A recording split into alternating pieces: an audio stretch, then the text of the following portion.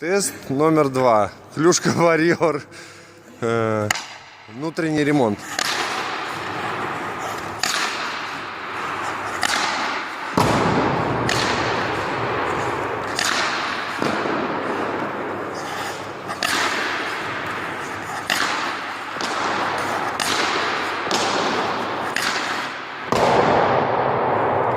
Десять ударов.